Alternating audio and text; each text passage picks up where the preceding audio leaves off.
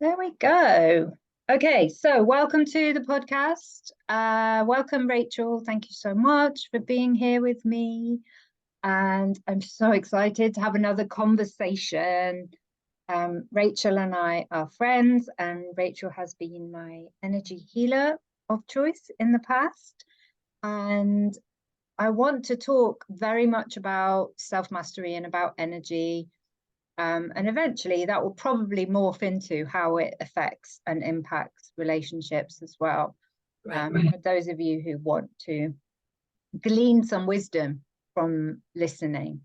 So first of all, welcome. Thank you. Thanks for taking the time. Really appreciate it. It's my pleasure. It's very exciting. Oh, it's really exciting. It's so good. And these conversations, it's been quite a while since I did conversations on the pod, and I've been doing some very short 10-minute episodes that are just me, which are great, and I've really enjoyed them. But actually, this is what really gets my heart pumping. Like, I really want to talk to people who get it and people who really know their stuff and all the aspects of everything that has made me who I am and that I attribute my success to as a human being. I want to talk about all those things. So that's what I want to talk to you about energy. And also I want to thank you as well, because it wasn't until I had my session with you probably 2.5 years ago, that I was able to name what I could always feel, what I've always been able to feel since I was a very small girl, like 3 years old. And it was not, it wasn't encouraged or welcomed in the way that I was brought up, in a very strictly religious way. And I was kind of afraid of it. I think I was a bit scared. But then when I had a session with you, I was like, oh, that's what's going on. Okay. And it was really, really good. So maybe you want to just tell the people who are listening what you do and how you understand energy. Let's put it that way. Okay. So you and I have talked about this a lot. It's ever evolving as I evolve and grow. I'm a postmenopausal woman now, and certainly my work is very different to what it was even, I don't know, 3-4 years ago. So I've now, and I remember your session really well, by the way. Let me say that first. Yeah. And to have it reflected back at me is really useful. Because as I'm in this midlife place, I find myself, I'm not neurotypical. That is what I know for sure. And the way that I perceive stuff becomes more and more non-verbal.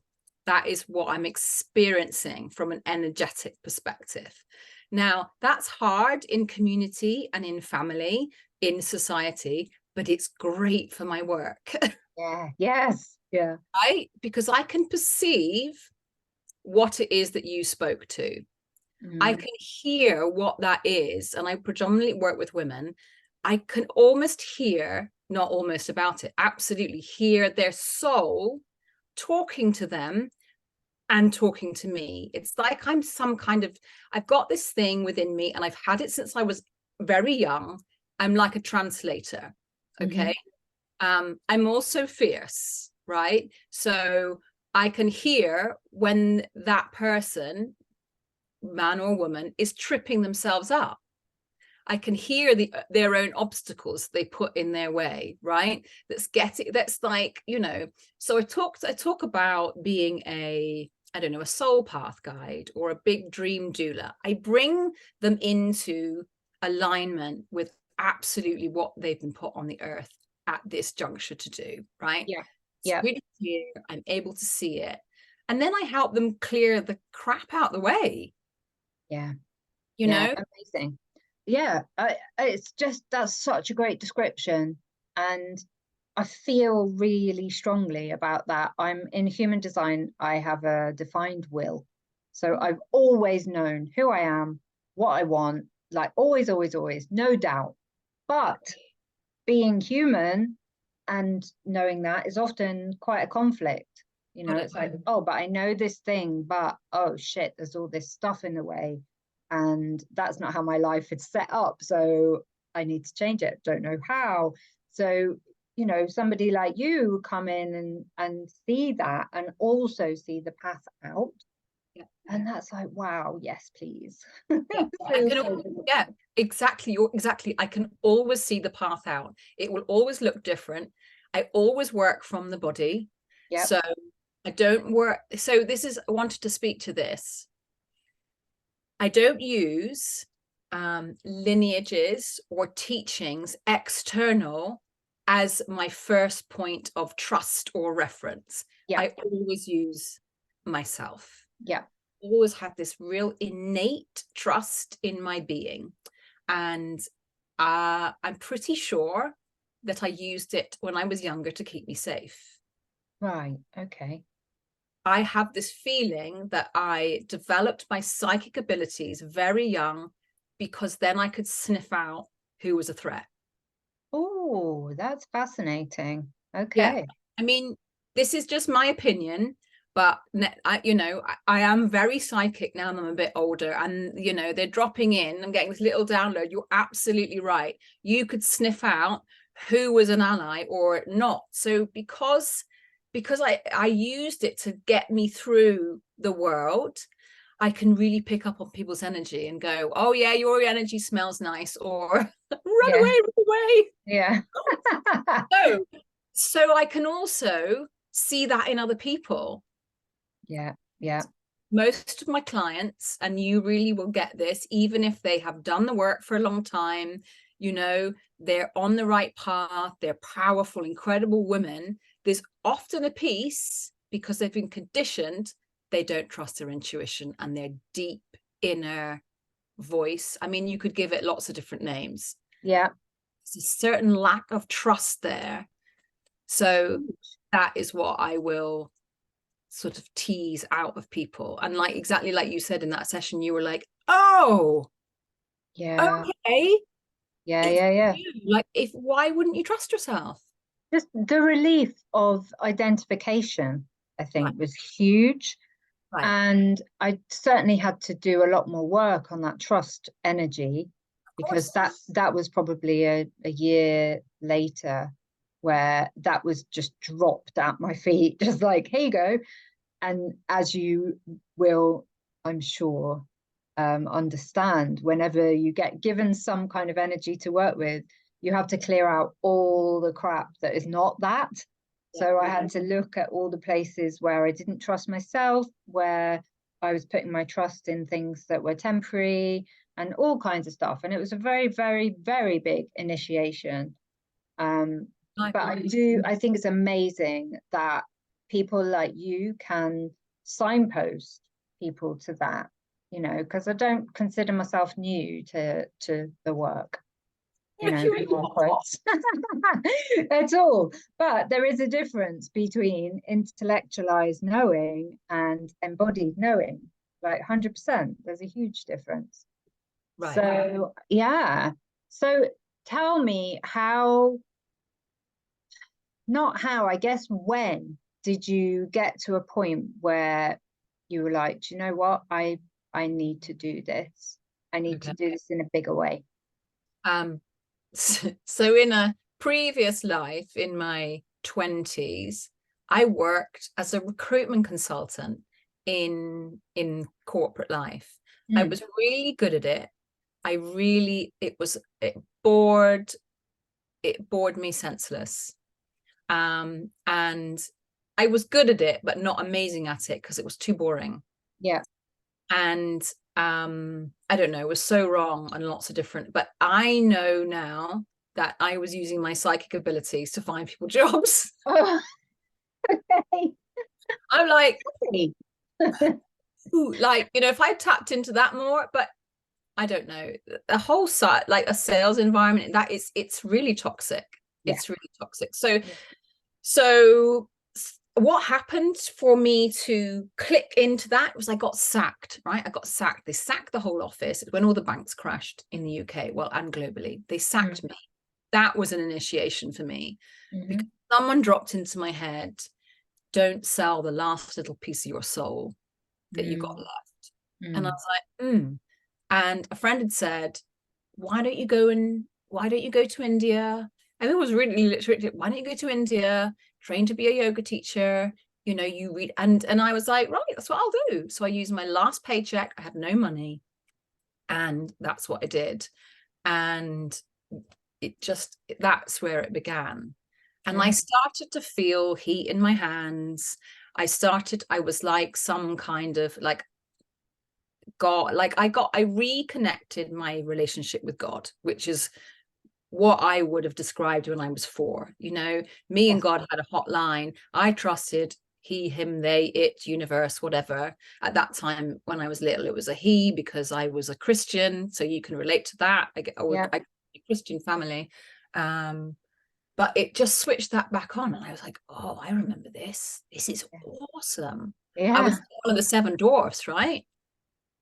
So happy cleaning loos in India.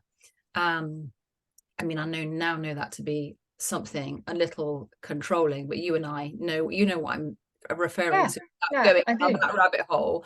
But it initiated me. And then it all got ramped up big style just before I fell pregnant. I started to have visions. Energy became very, very strong in my body. And I got pregnant and it all kicked off. Okay. I was seeing angels. People were talking to me in my meditations. I mean, I loved being pregnant, but it was an initiatory process. That's a hard word to say. And what I've found in my work and at certain junctures, it's sometimes, but not sometimes, always is not a conscious decision. I am grabbed and I'm pulled into it. There is no choice. Yeah. I definitely feel that. I can pinpoint moments of that. Yeah. Right. And if I resist it, it gets messy. Yeah. Yeah. Well, what happens for me, I don't know about you now, if I resist it, they stop my clients from coming. Okay. So whatever the forces are, they know that I will listen to that. If you're hungry, right? So I often look back to what my ancestors would have been living in. If there's no food, you will pay attention. That's what my whatever the forces that pull me, that's how they're translated to me. It's not hard to interpret. Yeah. So, does that answer the question? I don't know. Yeah, definitely. And I mean, when we were talking off camera at the beginning, we were talking about how oh, I love it when that happens. It's just disappeared. It's just floated out of my brain what I was going to say. So anyway, we were talking about something interesting. Never mind, I'll come back to it if it's important. Talking about when it had come in, when I experienced it in my life, something like that. Is that what you said? Is that what you were thinking? No, it wasn't that. It was a separate thought, but it's okay. Doesn't matter. It'll come back. Yeah, I'll come back if it's important. Yeah, but I do really enjoy hearing about this description of your journey, just because I felt quite isolated in the path from not really claiming or owning that part of me to getting to a space where I'm like, actually, actually, I am very spot on energetically. When clients come to me and I tune into them, then I very, very rarely am off. And I know that because it's not me as well. It's just like whatever the energy is, it's doing me. I had a very interesting experience a couple of years ago running a group program when I was absolutely just distraught for my own personal life circumstances. And I remember going into the room where the computer was, where I was meant to host the call. I remember just standing at the window and just offering up this, like, please help me host this call because I can't do it. Literally, I can't do it. And that is probably the closest I've ever come to prayer since I was a child, you know, because there was so much reactivity towards that, you know, so to do with my old life. And, you know, guess what? Like, that call was absolutely amazing. And it was just like, I got out the way, you know, it was done for me. It's just like, wow. And I don't even pretend to understand it. I just am like, I believe it, you know, I believe it. Yeah. And I do think when you're open to these things, it can inform so much of your life, but you do have to be receptive to it and open to it. Yeah. Yeah. So go on. Were you going to say something? I'm so glad that you mentioned prayer, because that is a major part of my practice. And again, I'm I'm being told to do it. Like, I love praying. It's a really easy way for me to make sense of the world, right? It's I often get this, get out of your own way. Get out of your own way. One of my teachers taught me that in pregnancy. When you're pregnant, get out of your own way. The pregnancy will come through in its own good time. You have to step out of its way. And now that's how I sort of perceive the act of prayer. So when I journal, I would do the human bit at the beginning of the page, blah, blah, crappity crap, crap, crap, you know, whatever it is that I'm dumping. You know, and before it was, I used to have a journal that would track like my menstrual cycle and in kind of around menstruality consciousness and where I was in my woman's body and making sense of that, because I went through quite a tricky time when I had the kids. You know, I had my twins when I was 40. I had a mild postnatal depression, and I had PTSD from the birth, and menopause hit at the same time. So I was having to attend to my body. Like, again, there wasn't a choice. So, but the journaling turned into something else. And then at the bottom of the page, I think I've shared this with you. I have a little to-do list that I tap into spirit. Did I share this with you? You did, yeah, a long time ago. I love that. Yeah, a long time ago. Tell me again. Right. So I just have however you want to journal, you know, I just journal. I don't do it often. And at the bottom, I put spirit ? Right. And then they just give me some guidelines. I don't know, you could call it, but every single day I do it. I'm to pray. Wow. It's always the top one. And right now they're asking me to pray the rosary. I'm not Catholic. I was like, I had to look up how to pray the rosary, but they're really specific. Yeah. And I'm getting a lot more ancestors coming through, like, you know, so there's an element of psychic mediumship in my work now. I'm not a trained medium, but they're there. Like, they'll walk into your session and I'm like, okay, what are you going to do? Right. Yeah, my paternal grandmother was called Mary, and she was Scottish. It's really, I mean, there's a lot of Marys in my life, but I just trust it. I just think, who am I to be arrogant enough to, I don't know. I don't question it, because I know when I question it, stuff goes wrong. Yeah. Wow, so interesting. And I can feel that this is also an edge for me. I can feel that as you're speaking, there's a part of my brain that is not quite accepting, you know, and that's part of my consciousness, I suppose.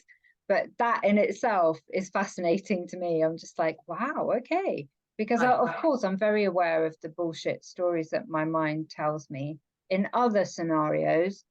And I'm very aware that there are other ways to understand what the wisdom is in that moment. And it's usually coming from my body, you know, usually. And it's usually like, okay, yeah, that's a story. And that's designed to keep you safe. And do you need that? Maybe not. So super, super interesting. Little story that's happened recently. This will be quick. but just how I play with energy, so that it's always light, and I don't get into that, what I feel for me is sort of slightly, I've got lots of Aries in my chart. Yep. If I get rational and very Aries and rigid, it's not a good, my body doesn't like it. Like, Yep.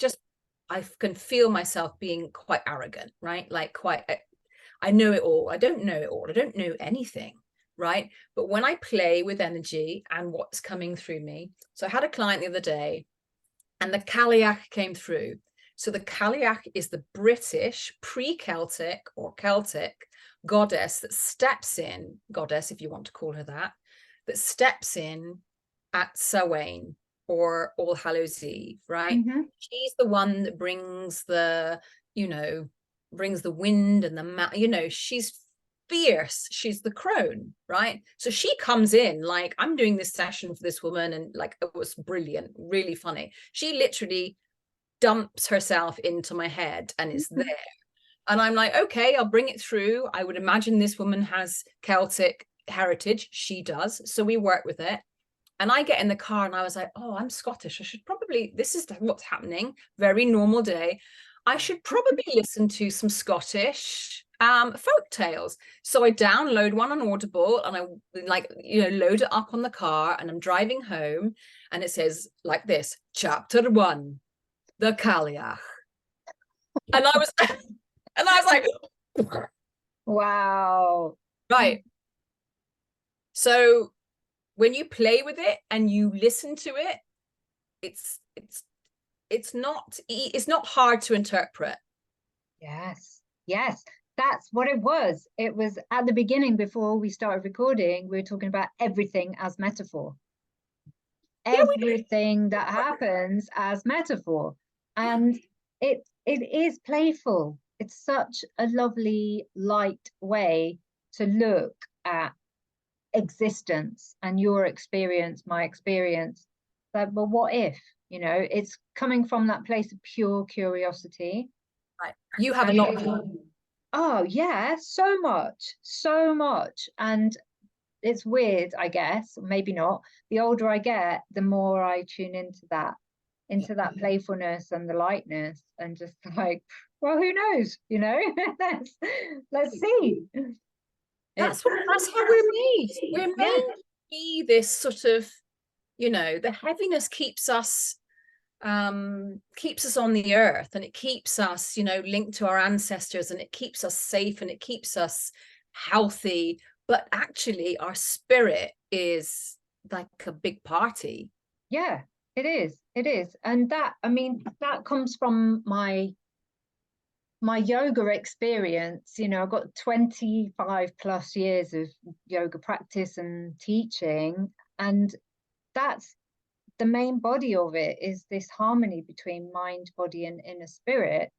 And when you can source that, or at least when you know your way back to that, then everything is okay. And that I did want to see if I could, maybe not so gracefully, but move this over to relationships, because that's how I see successful relationships, is individuals that are self-responsible for their own experience, but also eternally curious. This is a whole other human being you have in front of you. So who, you don't even know them. You think you know them, but you don't know them, because they're evolving at the same time as you're evolving. So what does it take to keep this spirit of curiosity at the same time as being self-responsible for your own experience, and knowing that everyone has sovereign choice? It's wild, really. It's wild. I mean, you've been married for a while now, haven't you? Yeah, I've been married since 2014. I can never remember the date. I am the person who doesn't remember the date, right? So we've been together like 16 years, and I am with the person that I never saw myself with. Yeah. I'll just look at him and go,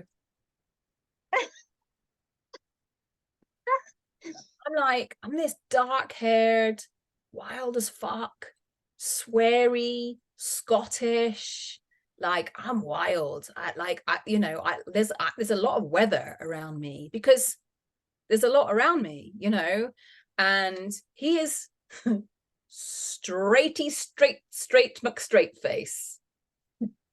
How does he deal with you? Right. I mean, when I was younger, I did have this inkling that I might not meet with someone who could deal with me. Yes. Right. And Yeah. I came to the peace that might be the case. Yeah. I was like I'm a whole person and a half.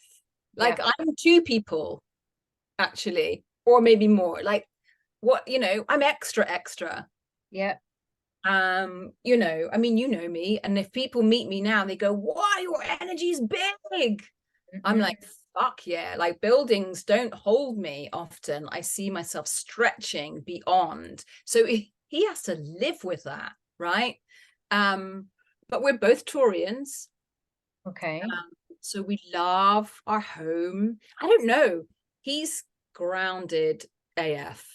Isn't that interesting though? Because I am seeing more and more of this, the contrast between that wildness and the spirituality and the like big channel into the unseen. And then someone who is just so straightforward, so matter of fact, just like they're really the only person who could deal with that, like that level of pragmatism is the only thing that could be an anchor. Yeah. Do you see what I'm saying? Oh, yes, I absolutely do, because I'm Yeah, living with it, right? yeah, And yeah. what he's taught me a lot. It's so annoying because, Yeah. you're so, I mean, if you see us together, you'd be like, you'd get it, but you would not put me with someone like that in a million years. Mm-hmm. He is really, this is what I know more now that I'm postmenopausal. Menopause was hard in our house, and Mm-hmm. you know definitely it's a blessing that we're still married, because that we could have taken different paths. Yeah. But he weathered the storm for sure. And I've completely lost my, so what was I saying? Oh, okay. What he's taught me that through my evolution, I've had to grow up. Yes. You speak a lot about that. Yeah. Yeah. I do. It's a personal experience. He Definitely. doesn't, he hasn't let me be too princessy. Yeah. Yeah. Yeah. Yeah. And it's such a joy to stand in that energy of to be. I was just having a little chat with myself about this actually this morning, about the vestiges of the show me it's safe girl, you know. Show me it's safe. Yeah. Feel like they've left the building. I'm Wow. just like, thank fuck for that.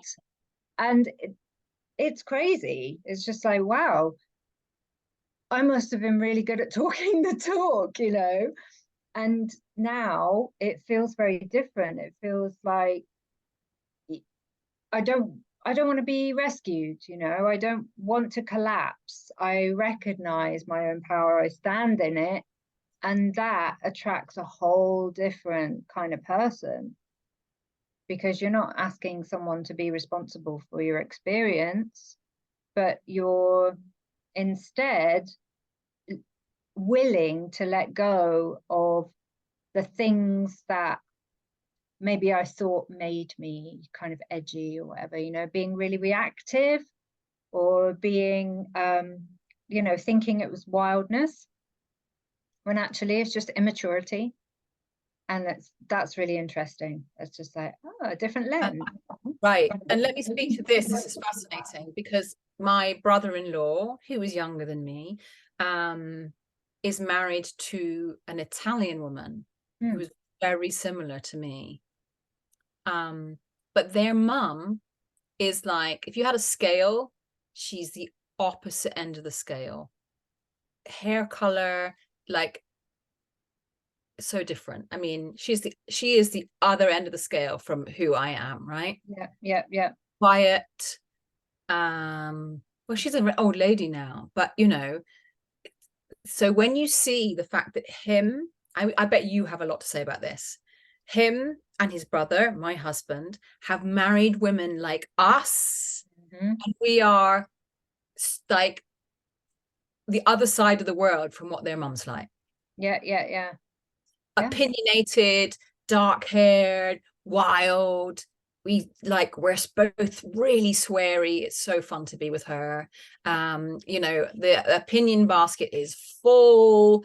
Or there's lots of men in the family. They're all petrified of us, the two of us. They're like, you know, because we don't take any shit. And yet their mum has I don't know, she's sacrificed her life to her family. Yeah. It's a different kind of power, isn't it?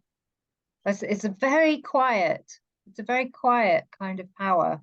Yeah. Where you realize the prices you've paid to get to your position right now. So there's nothing to prove.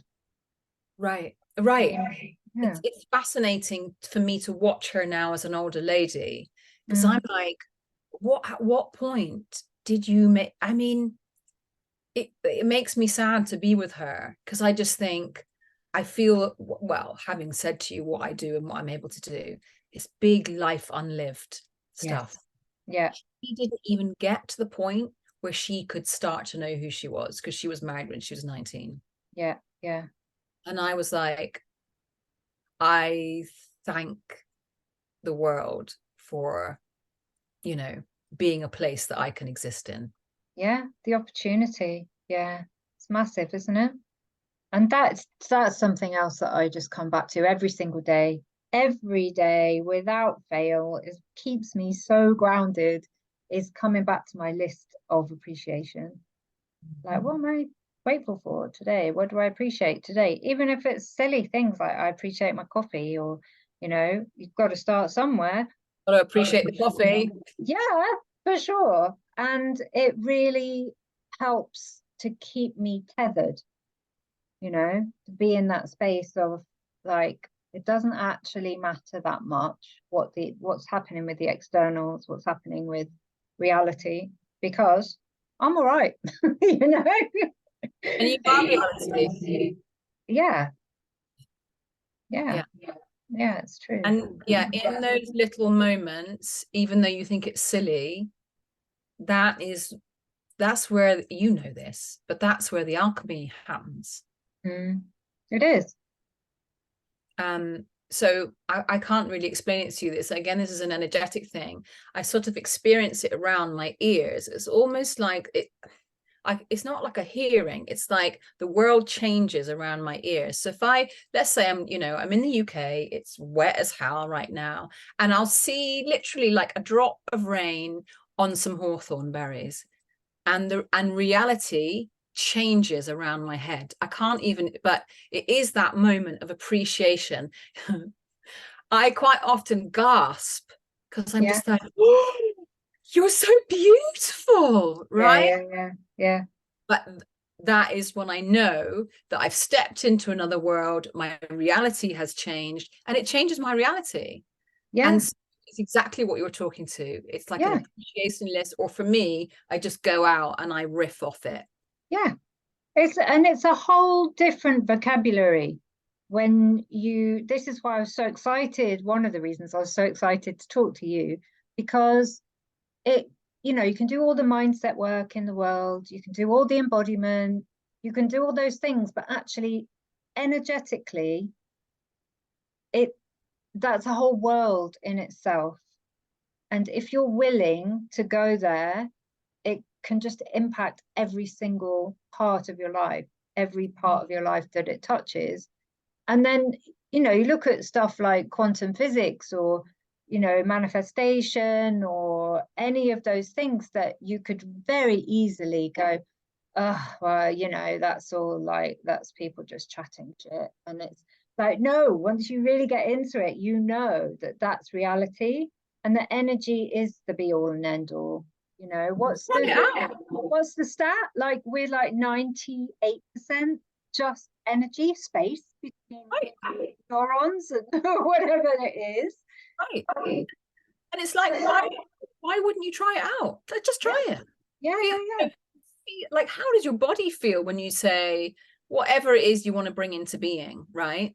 You just experience it. Like, yeah, we're so conditioned into compartmentalizing stuff, hyper reasoning, hyper rationalization.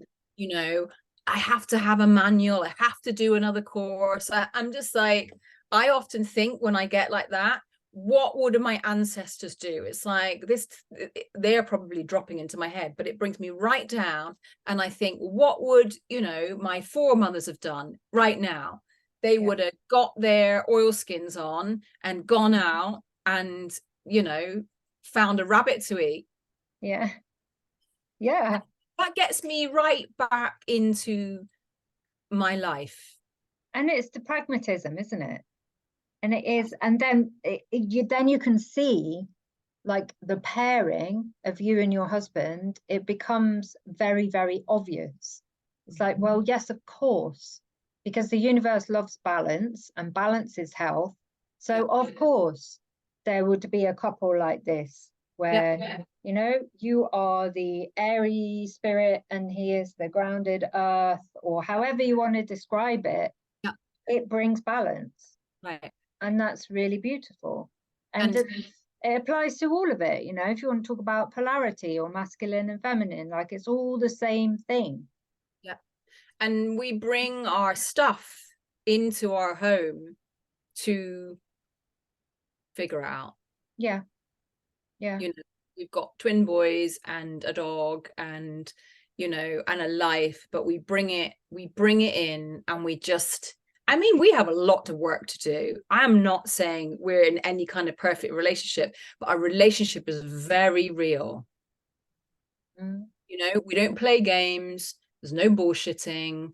I had a really deep experience the other day when basically a young woman who had been persecuted in the 1600s. This has never happened to me before. I can't believe I'm speaking about all this. It's brilliant. She walked into my body. Wow. She walked into my body. I was on not the land I'm on now, on land a little bit farther. Oh, yes.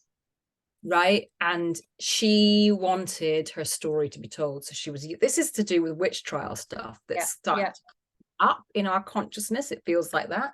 I don't know, maybe it's always there. But she was like, I am not a witch. So first of all, she's like, she was 16 this year. I mean, this has never happened to me before. So she was pregnant, her baby was taken away, and you know, and I was being used to bring her home, right? And let her know that, again, it's about what we were speaking to. And this, I will talk about this, how this relates to my relationship. So about, she didn't trust that God wasn't going to damn her because she was a 16-year-old girl, you know, and this child had come through because she had been abused, right? So keep the story short, I was in bits as this was happening. So I go home and there's all this stuff happening in Gaza, and my body is beginning not to be able to deal with it well. So I'm sitting at the kitchen table, literally, me and my husband both work from home, and I lost it. Like I was wailing, and I was and I was saying, this is what happened. And he just sat there and held space for me. And then, you know, I calmed down, and then we said, you know, you need to go to Little. Honestly, like that light bulb needs changing. But he's like, it's really hard to make sense of it, isn't it? And I said, yeah, I don't want to make sense of it. I just needed you to be here. That moment has a daily now is blowing me away even more. Yeah, that's just gorgeous. Yeah, it's really precious. Yeah, it is really precious. He was quiet and respectful of something that maybe a lot of people, men or women, would be like, this person I'm living with and married to has just said a young woman from the 1600s walked into her body. And he just receives it. Yeah, that's incredible. It is. It's really incredible. Yeah. What a gift. Yeah. So that's what I would say to it. You know, I don't know if there's any wisdom there, but it's really impacted me. Yeah, it's lovely, lovely thing to share. It really is. And just the nuance, you know, of human relating blows me away every day. The fact that we are all so gorgeous, and in our efforts to try and understand and untangle our own suffering, we've created in many ways like a structure that's not fit for purpose, you know, like, oh, he's got to be like this, and if he doesn't do this, then get rid of him, and da da da. And it's just like, really? No, that that's for the novices, you know, that's for the beginners. That when you actually want to get into real, mature adult relationships, you have to accept the whole human being that's in front of you. And it's a choice. You love and choose someone every day. And that is what is healthy. And to me, that's what's perfect, actually. That's my definition of perfection, is like today, it's perfect because today I love and choose you, and today you love and choose me. And that's it. That's all we've got. All we've got is now. So, amazing. What So an amazing conversation. Yeah, I knew it would be. It's so good. I'm going to press stop in a minute because we've been talking for quite some time. But stay on because I want to say bye to you. So thank you so much, Rachel. And you will have to give me all your details so I can put them on the show notes so that people can get in touch with you if they wish to. Okay. All right. See you another day.